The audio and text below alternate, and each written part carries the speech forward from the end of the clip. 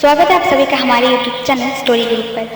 आज मैं जो कहानी आपके लिए लेकर आई हूँ इसका शीर्षक है कब्रिस्तान। यह एक बिल्कुल सच्ची घटना है, लेकिन इस जगह का नाम नहीं बता सकते। जिनके साथ यह डरावनी घटना घटी है उनका नाम फरहान है और वह खुद बताएंगे कि आखिर उनके साथ क्या हुआ था। यह घटना झारखंड की है। मेरी फैमिली झारखंड में तकरीबन 30 साल से रह रही है। यही मैं बड़ा हुआ हूँ। मेरा घर बाजार से तकरीबन 4 किलोमीटर की दूरी पर है। मैं जहाँ तक रहता उस जगह पर मेरे घर के सिवाय 2 और घर थे। मेरा बचपन तो यहीं से शुरू हुआ था, इसलिए बचपन से ही मेरी दोस्ती भी यहीं से हुई थी और यहाँ के लड़के से ही थी। मेरा एक दोस्त था जावेद। हम दोनों में बहुत अच्छी दोस्ती थी। बचपन तो साथ में कट गई, लेकिन जब पढ़ाई का बोझ सर पर आया तो हम लोगों को पढ़ने के लिए शहर जाना पड़ा। उस समय हमारी उम्र लगभग 20 साल की थी। मैं और जावेद हर रोज़ शहर में पढ़ाई करके लौट आया करते थे अपने घर। पढ़ाई के दौरान शहर के लड़कों से भी धीरे धीरे हमारी दोस्ती बढ़ गई और हम लोगों में खूब मस्ती चलता। हम लोग सब एक साथ में खूब मस्ती करते। पर अचानक ही जब शहर के लड़कों को यह पता चला कि जावेद हम दोनों जंगल की तरफ से रहते हैं और उस तरफ से आया जाया करते हैं, तो मेरे क्लास के लड़के हम दोनों को जंगली कहकर बुलाने लगे और वे सारे लड़के हम दोनों को रोज़ मजाक बनाते। उन लड़कों से हमारी दोस्ती की डोर बहुत कमज़ोर हो गई थी और वे लोग रोज़ हम दोनों की मजाक उड़ाया करते थे। क्लास जाते वक्त हमारे मस्तिष्क में यही बात घूमता रहता था कि कहीं फिर से वह हमें ना चिढ़ाने लगे। एक बार मैं और जावेद दोनों ने उन लड़कों के पास जाकर बोला और समझाने की कोशिश की, लेकिन वो लोग हम दोनों को अपनी तरफ आते देख ही हमारा मजाक बनाने लगे। वहाँ पर मौजूद तकरीबन 8 से 10 लड़के ने हम दोनों को जंगली कहकर पुकारा। मैं और जावेद दोनों बहुत गुस्से में थे उस दिन। उन लोगों को यह हरकत हम दोनों को एकदम तनाव में डाल दे रहा था। गुस्से में हम दोनों ने कुछ ऐसा किया जो हम दोनों को शायद नहीं करना चाहिए था। मुझे यह लगता है कि यह मेरे जीवन की सबसे बड़ी भूल थी। मैं आज भी अपने आप को कोसता हूँ कि मैंने ऐसा क्यों किया। ये सब मुझे नहीं करना चाहिए था उन लोगों के साथ। मैं और जावेद ने उन सब लड़कों को सबक सिखाने के लिए एक योजना बनाई।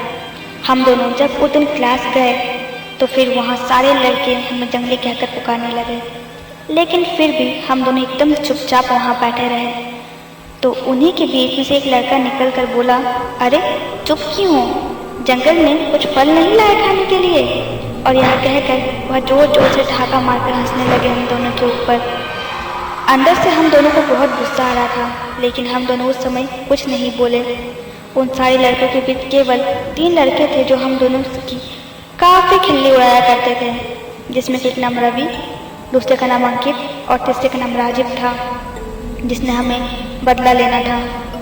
मैंने हंसी मजाक में ही जानबूझकर उन लड़कों को कहा कि चलो जंगल घूम कर आते हैं। ऐसे भी क्लास में 2-3 दिन की छुट्टी है। शायद वे तीनों लड़के हमारी चाल को नहीं समझ पाए और जंगल की तरफ जाने के लिए तैयार हो गए। हमारे घर के तकरीबन आधे किलोमीटर की दूरी पर जंगल का एक बहुत बड़ा सा कब्रिस्तान था। कब्रिस्तान के चारों ओर बहुत ऊंची ऊंची दीवारें थी। कब्रिस्तान पर एक लोहे की बहुत बड़ी ग्रिल लगी हुई थी। ग्रिल खुलने की आवाज़ से ऐसा लगता था मानो वहाँ मौजूद सारी आत्माएं जागृत हो गई है।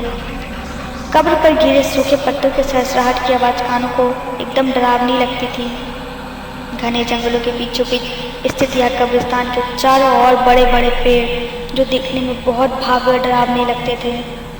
20 साल की उम्र में मैं और जावेद ने अनजाने में बदला लेने की भावना में जो भी किया वो बहुत भयानक था। दोपहर के अब 11 बज रहे थे। मैं और जावेद और साथ में वो तीनों लड़के जंगल की तरफ घूमने चले गए। घूमते घूमते हम दोनों उन तीनों लड़कों को उस कब्रिस्तान तक ले आए। कब्रिस्तान तक पहुंचकर उनके बीच से अंकित बोला, अरे यह तो कब्रिस्तान है, यहाँ भूत प्रेत रहते हैं। यहाँ क्यों लाए हो हमें शाम में? और शाम हो रही है, जल्दी चलो यहाँ से। तभी हम दोनों ने कहा, अरे कोई बात नहीं, भूत प्रेत यहाँ नहीं रहता है, चलो अंदर चलते हैं। तभी वह दोनों कहने लगे, पागल हो क्या तुम? अंदर मत जाओ, बहुत खतरनाक है यह जगह। लेकिन हम दोनों ने ज़बरदस्ती उन तीनों को अंदर आने पर मजबूर कर दिया। मुझे अच्छी तरह से याद है, जैसे ही मैंने उस लोहे की ग्रिल को खोला, ऐसा लगा मेरे कानों के बगल से कोई तेज सांस ले रहा हो। मेरा पूरा शरीर हिल गया। शायद उस दिन हम लोगों को यह मालूम नहीं था कि आज का यह दिन हम लोगों को कितना भारी पड़ने वाला है। दरवाजे को खोलकर हम लोग अंदर प्रवेश कर गए। कब्रिस्तान बहुत बड़ा था, इसलिए हम दोनों उन तीनों लड़कों को दरवाजे से काफ़ी दूर पर ले गए थे। हम दोनों ने सोचा था कि इन तीनों को धक्का मारकर और हम दोनों यहाँ से निकल जाएंगे और दरवाज़ा बाहर से बंद कर देंगे। अब हम लोग दरवाजे से काफ़ी दूर पर थे और इन दोनों को हम दोनों के बातों में फंसा रखा था। और अचानक उन्हें धक्का देकर हम तेज़ी से दौड़ते हुए दरवाजे तक आ गए। दरवाजे पर आकर हम दोनों के होश उड़ गए। हम दोनों ने सोचा था वो ऐसा बिल्कुल नहीं था। पता नहीं कैसे, लेकिन दरवाज़ा आगे से बंद था, जिस पर ताला लगा हुआ था।